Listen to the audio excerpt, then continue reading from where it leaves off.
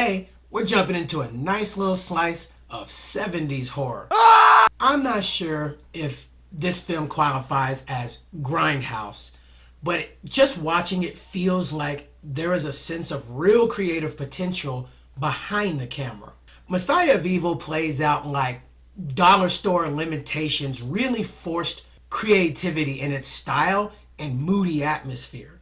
Without spoiling anything, the story is one woman's recalling of her experience in this super sus coastal town where every 100 years this mysterious dark figure emerges and makes everybody just full ignorant. She has traveled there because her father lives in this coastal town, and for several weeks now she's been unable to get in contact with him. It flirts with the ideas and the elements of a zombie movie, but not really.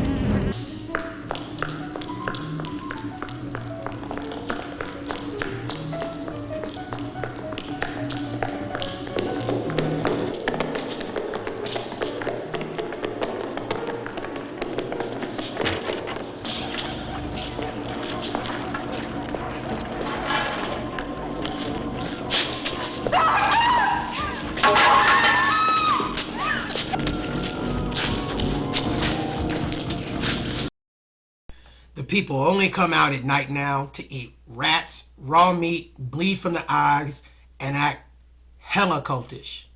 The whole town is stank. She eventually runs into these strangers who've holed up in somebody's condo, and there's this playboy, this hot chick, and this hippie chick straight out of the Scooby-Doo gang. This brings a little bit of tension, a little bit of conflict, because the playboy starts to fall for our protagonist, but he's with the hot chick. And the hippie girl starts trying to convince everyone to leave outside the apartment and go see what's going on in the city where all the creeps are. Messiah of Evil is dripping with atmosphere and flexes a mean analog creep factor, especially in its soundtrack that's more like a sparse set of synth cues from a bad dream.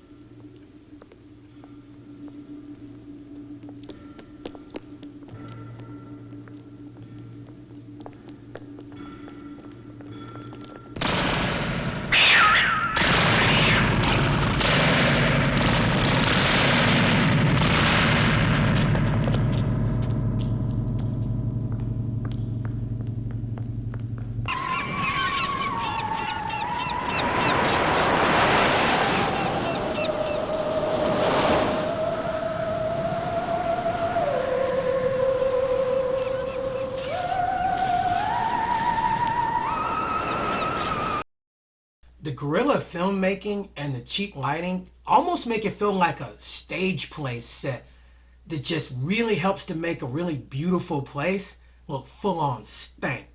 And yeah, it flexes some decent gross out moments as well.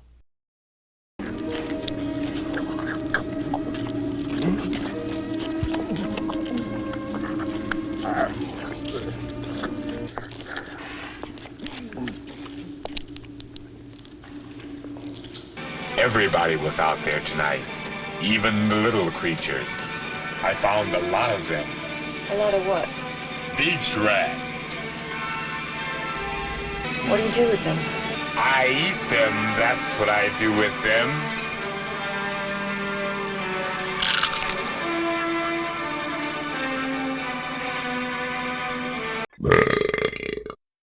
There's not too many big scares or major kills, but there are two highlight scenes that I really enjoy, one in a grocery store and one in a movie theater.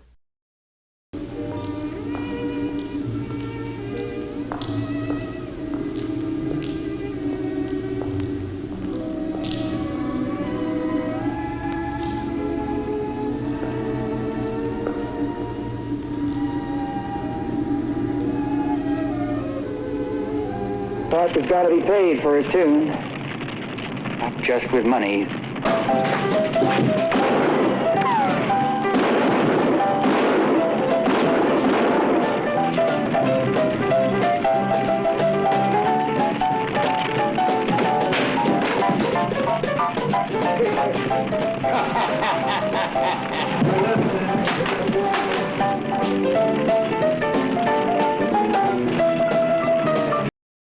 Transitioning into some of that bad, the extremely low budget and production value are equal parts a negative and a charm for Messiah of Evil. Given there's not a lot of action or big scares, it does make for a slow burn that's going to require some patience. The character development isn't deep, and the acting is just kind of whatever. By the end, nothing is really explained as much as it is interpreted, and despite the ending being somewhat satisfying, there's not a strong sense of closure by the film's end. My final verdict, it's definitely a hidden gem. Messiah of Evil, yeah, it's a slow burn, but it's very mercifully paced at barely 90 minutes. I personally think that the atmosphere and the low-budget techniques are worth noting for aspiring filmmakers. Horror is simply a hard thing to make scary in 2000 now with all the technology, and I think that's one of the reasons why a lot of modern filmmakers just opt out for supernatural horror. A major factor of why I highly recommend this movie and personally enjoy it myself is just to enjoy the atmosphere of a film made in simpler, more analog times. Now, I'll let you in on a little secret.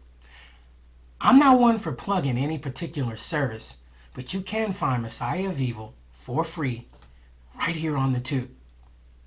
Like legit, from the tube, in high quality. So that's my review of Messiah of Evil. I hope you enjoyed it. Thanks for watching Bootleg Theater, and I will see you next.